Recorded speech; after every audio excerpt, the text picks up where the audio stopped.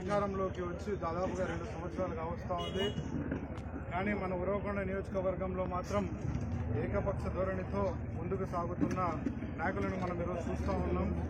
ఇక్కడ ఉన్న ప్రతి నాయకుడు పార్టీ పుట్టినప్పటి నుంచి పార్టీ కోసం పనిచేసినాడు, అవునా కాదా? పార్టీ కోసం పనిచేసినాడు. అది వాళ్ళకి ఎవరి మీద అయితే అభిమానం ఉంటుందో వాళ్ళ దగ్గరికి పోతారు, వాళ్ళ తప్పేం లేదు. అది వాడు ఎవరు ఇష్టపడితే వాళ్ళ దగ్గరికి పోతాడు. దాంట్లో తప్పునెత్తుకున్న ప్రతి ఒక్కరు నా దగ్గరికే రావాలా, నన్నే చేకొట్టాలి అని అంటే అది ఎప్పటికీ సాగదు. కాబట్టి ఇది ఏదో వర్గాలు లేకపోతే గ్రూప్ పెడతా ఉన్నాము, లేకపోతే ఇంకోటి సపరేట్ అవుతున్నాం అనేది ఏ విధంగా కాదు. కేవలం మా దగ్గర తిరిగే ప్రతి ఒక్క నాయకులను, కష్టపడిన కార్యకర్తల్ని అవమానపరుస్తూ ఉన్నారనే ఇదితో దాదాపుగా 2 సంవత్సరాలు వేచి చూసినాము. కనీసం మారుతారు, కనీసం ఏదో ఒకటి ఆలోచన చేసి ముందరకు వచ్చి మాట్లాడతారు అన్న ఆలోచన చేసినాము. కానీ ఏ రోజు రాలేదు.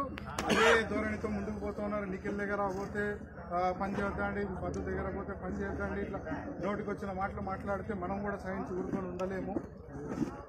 లేదు ఏం పర్వాలేదన్నా, మీరు సైలెంట్గా ఉంటే మాకు అన్నీ బాగానే జరుగుతాయి అని అనుకుంటే మాత్రం మేము సైలెంట్గా ఉండేదానికి కూడా సిద్ధమే. లేదు మీరు సైలెంట్గా, కానీ అయినా కూడా మీకు ఈ అవమానాలు మాత్రం తప్పవు, అవునా కదా?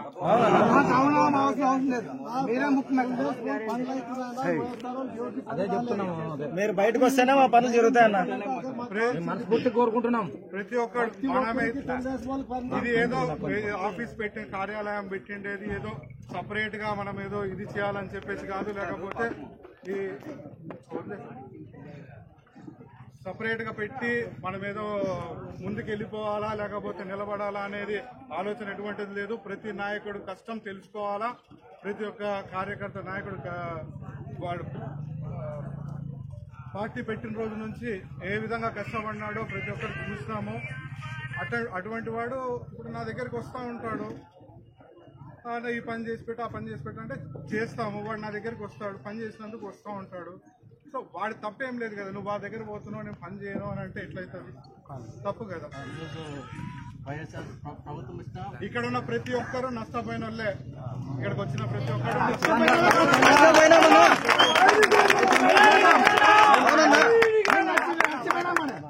చెప్పని చెప్తాడు వాడు. ప్రతి ఒక్కరు నష్టపోయినోడే. అరసొద్దు, దీంతో పాటు మేము నష్టపోయిన వాళ్ళు ఇక్కడ ఉన్నాం కదా, ఊరికే ఉన్నారు, అందరూ నష్టపోయినాము. అన్న మాట్లాడియండి. ఎక్కువ విమర్శించదలుచుకోలేదు. మనం పార్టీ కోసం పనిచేస్తాం, ముందుకు పోతాం. అంతే. ఒకటే ఒక మాట చెప్పి ముగించాలనుకుంటున్నాను. ఆ రోజు రామాయణంలో రామునికి లక్ష్మణుడు ఉన్నాడు కాబట్టే రాముడు గెలిచినాడు. అదే